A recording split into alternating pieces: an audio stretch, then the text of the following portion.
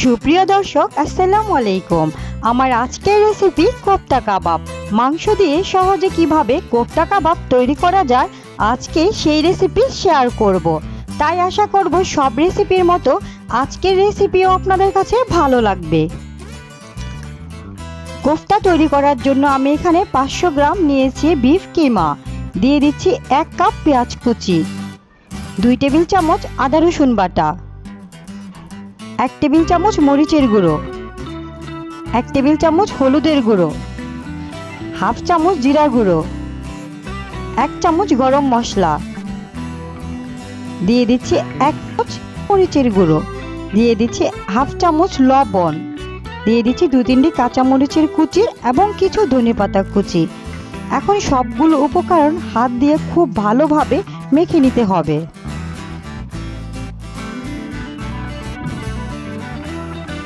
সবগুলো উপকরণ মাখা হয়ে গেলে এখানে দিয়ে দেব একটি ডিম। এখন এটাও আবার খুব ভালোভাবে মাখিয়ে নেব এবং এর সাথে দিয়ে দেব 2 টেবিল চামচ কর্নফ্লাওয়ার। এখন কর্নফ্লাওয়ারটা দিয়ে আবারও খুব ভালোভাবে মাখিয়ে নেব। কর্নফ্লাওয়ার দেওয়ার কারণে কোফতাটা একটু আঁটসাঁট হয়।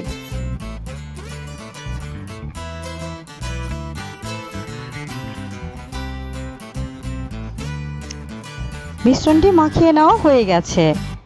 এখন হাত পরিষ্কার করে হাতের মধ্যে একটু তেল লাগিয়ে এখন কোফতার কাবাবের সুন্দর করে বানিয়ে নেব।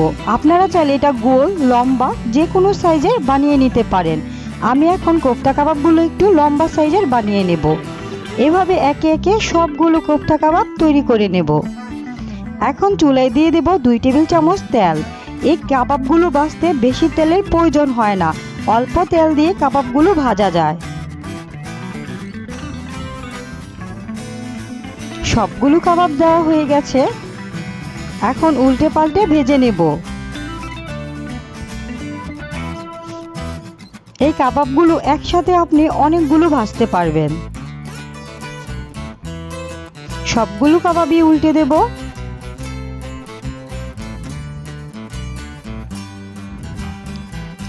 আরও 2 মিনিট উল্টে পাল্টে ভেজে নেব।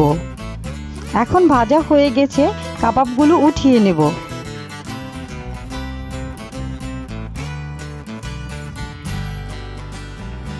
এখন একটি সস তৈরি করে নেব। এর জন্য বাটিতে দিয়ে দেব 2 টেবিল চামচ সয়া সস, 2 টেবিল চামচ টমেটো সস এবং দিয়ে দেব 2 টেবিল চামচ সাদা ভিনেগার, হাফ চামচ চিলি ফ্লেক্স, 1 টেবিল চামচ কর্নফ্লাওয়ার। এখন সবগুলো উপকরণ একসাথে মিশিয়ে নেব। বাস, সসের মিশ্রণটি তৈরি হয়ে গেছে। এখন সাইডে রেখে দেব। চুলায় দিয়ে দেব 2 টেবিল চামচ তেল, দিয়ে দেব 1 টেবিল চামচ রসুন কুচি, দিয়ে একটু ভেজে নেব। দিব 1 কাপ কিউব করে কেটে রাখা পেঁয়াজ। হালকা একটু নেড়ে চেড়ে এখানে দিয়ে দেব হাফ চামচ লবণ। এখন আবারও একটু নেড়ে চেড়ে নেব। পেঁয়াজটা বেশি ভাজতে হবে না, হালকা একটু ভাজা হয়ে গেলে এখন সসের মিশ্রণটা দিয়ে দেব।